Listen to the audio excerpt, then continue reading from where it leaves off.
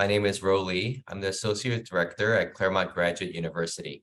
I'm also an adjunct instructor at Pepperdine University School of Law, and I teach negotiation. Some of the areas that I do interview for are campus partnerships on campus, as well as preparing students for mock interviews for their job, future careers and aspirations. I recently have also been starting to interview for people when they want to do like admissions as well, and they want to figure out what the schools are about. So I interview in a variety of formats, and each interview has a little different focus as well. Yeah, thank you so much for your time, Ro. Great to have you. So why don't we go ahead and kick it off that in general in your interviews, what types of key qualities or characteristics are you looking for in a successful interviewee? Oh, thank you so much for that question. It's really important that people understand the why of the interview. What you're trying to do is make a connection with your employer. So a successful interviewer or interviewee has to seem really prepared and make that impression through their communication and try to really strive to make that connection with the interviewer. So those are the three qualities that I'm always looking for when I interview somebody. Yeah, absolutely. Preparedness is key. And, I'm going to probe a little bit further. What are some of the specific interview questions or strategies do you find particularly effective when you're assessing candidates? So most people, when you apply for, let's say, college or undergrad, or even for a job later on, there's two basic types of interview questions that I also employ, but also industries, all over they employ behavioral and technical questions. Technical questions are more industry specific. Like, let's say you're a computer science person and they ask you a question about coding. That would be more technical. Behavioral is more about trying to find out the type of thought process that somebody possesses, as well as how they react to a certain situation. So I ask questions that probe a little bit more on the behavioral side, because let's say I have student workers that are PhD and master students. They're much smarter than me, but I want to know, will they be a good fit for my team? So some of the questions I do ask in general, which you can probably see, these aren't secret questions, but some of them are like, I would say, how would you react to a certain type of challenge? Or let's say, what makes you an ideal candidate? Or why should I hire you for the job? These questions are often difficult for students to answer because you have to do a little bit of like humble bragging, but you want to convey that you have the skills necessary. So I like to see and assess the reactions and also the specific responses to those type of questions.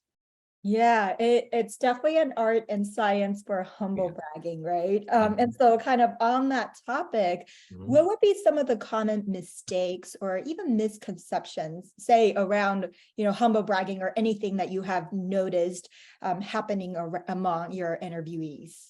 One common, I guess, area that a lot of interviewees overlook is how to present themselves, how to show that you have a presence, because you want somebody to remember you after the interview, whether it's through your communication skills, a specific experience or example that you shared. So your presence is really important. And nowadays we have to consider your virtual presence as well, because you only see my body language from here down. Here up, I'm sorry, but they don't see, if you're fidgeting or something that's also in person. So the way that you have to show your presence is how you're prepared for the interview. I can tell if somebody's a seasoned interviewer or interviewee because of the way that they talk and they present themselves. So in addition to being prepared and knowing the company or the organization or school you're applying for, have they been in the news, who you're interviewing, what is the background of the person that's interviewing you? Aside from that, also how you're preparing yourself to communicate your answers. You want to try to avoid the ums or the filler words that people use. Also the eye contact, or in this case, the camera eye contact is actually really, really important. So you want to be able to practice that. And if you're not comfortable speaking to yourself in front of a mirror, it will be really hard to convey that same confidence and that presence in a virtual setting as well. Yeah. Oh my gosh. So many great advice, right? Very actionable. So practicing speaking in Mhm, front of the mirror, really looking at yourself and understanding your mhm, social cues and recognizing the potential difficulties of communicating virtually, even though, I would say sometimes we feel safer, right? Less yes, exposed, but mhm, on the flip side, you're not quite showing your authentic you, and it's mhm, definitely harder. I love that, and I really love that you interview both for admissions, but also for job, right? For mhm. employment. So tell me a little bit about, are there differences in how interviewees might need to prepare and even make that impression, present themselves differently between these interview types? Yes, so if you're talking about the difference between an interview for the admissions or for jobs, admissions, the goal of the interview, because they've already accepted all of your application materials, right? So your transcripts, all those other things that students are preparing. In addition, they want to get to know a little bit about you. What makes you a little bit more special or unique? Why would they want you on their campus?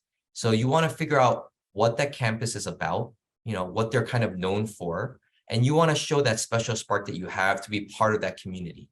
So that's a little different from a job, because a job, this is an employment professional setting, and you want to see how your skills will translate. So usually most students, especially if it's a high school to college transition, you may have some internships, but most people are not, you don't have a professional background. But you want to show through your academics, through your community, through your volunteer work, how you can be someone that admissions team would want on their campus. So that focus is a little different. You want to present yourself in the best light for campus interviews. In addition, they may also ask questions if you want to have some like financial considerations. So you want to be able to show and promote your own story on why I should be on this campus, right?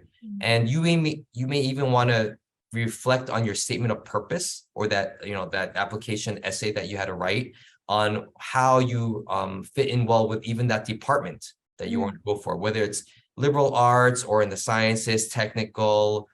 You want to make sure that you convey that passion and that purpose. On the other side, when it comes to professional interviews, you have to really research well on what that company is about, who is interviewing you, right? And why that person is interviewing you. In general, let's say it's a large company, a Fortune 500 company, and they have, thousands of employees. You're probably going to go through an HR vetting process in the beginning where they ask more general questions just to make sure you're the right type of applicant. Then your resume will probably be forwarded to the next round of person, maybe even a junior supervisor. And they'll ask to see, and you'll go up and up, usually about 2 or 3 rounds. You have to be prepared each round, right? And you have to realize that the questions will get more specific and focused, more technical, as I alluded to before, but also how you prepare for that is a little bit different. So you have to realize that an interview is a two-way street. Of course, they're interviewing you, but you also want to find out some questions. So it's really important for the job interview process to figure out some questions that you want to ask the employer, but you have to be really strategic. So the way you prepare is a little bit different for both sides. Yeah, that's a great point, right? We often face rounds of interviews Oh, for yeah. jobs, and I've certainly been on that side of interviewing, Mhm. whether it's the first round or the second or the final.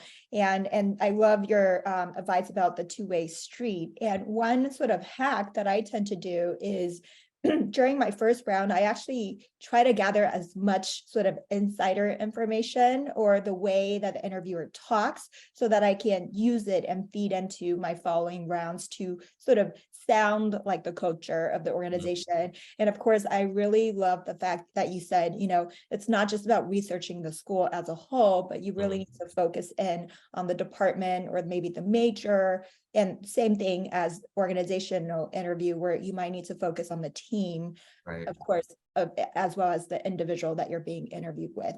So many great advice. So thank you so much for your time, bro. Well, thank you, Jenny, for listening and to share this information with students.